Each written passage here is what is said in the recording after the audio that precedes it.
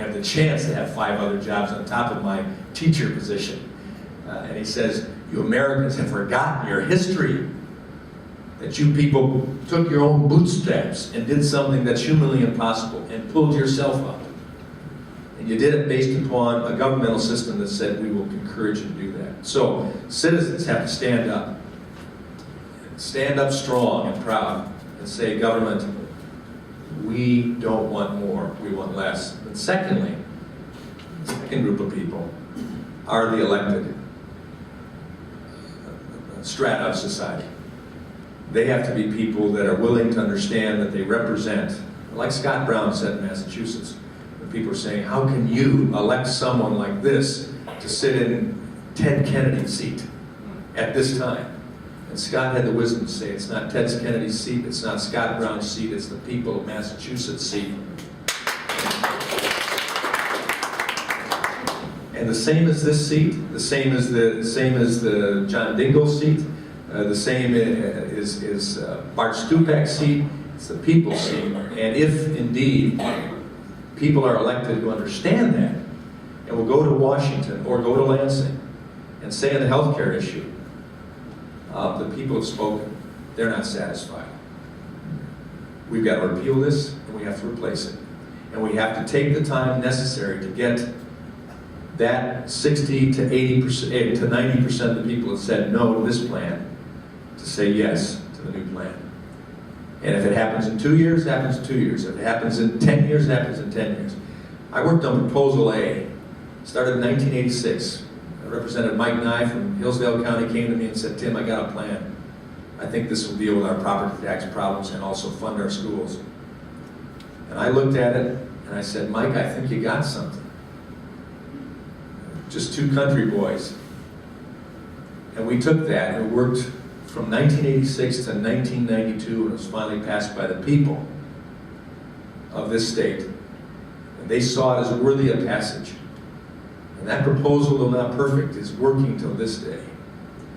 And I think we need to do the same thing with this health care. So. Quick follow-up.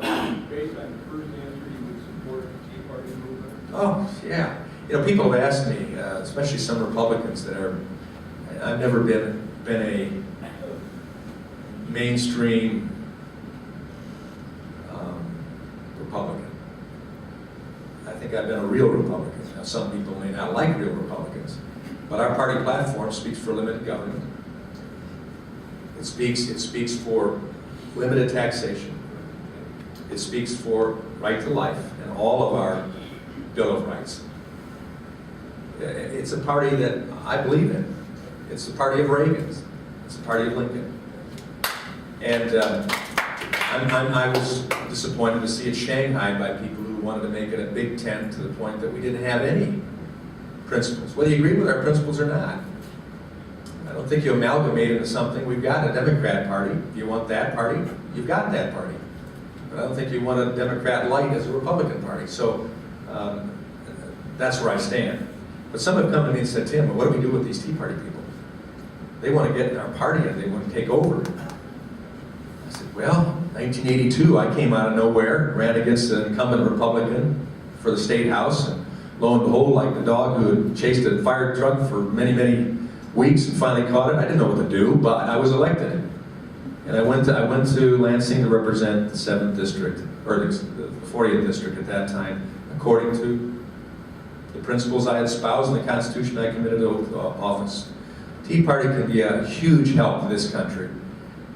If they're realistic, they've got to be realistic. There's no perfection out there. But they also have to be passionate to say we're not going to accept status quo. We're not going to accept it in Democrats. We're not going to accept it in Republicans. And we're going to work to make this country work again on the founding principles, the framers who staked their lives on. Remember, the framers were Tea Partiers. And the framers were in the minority, overwhelming minority. Most people just wanted to say, well, you know, we don't want to get the king angry at us.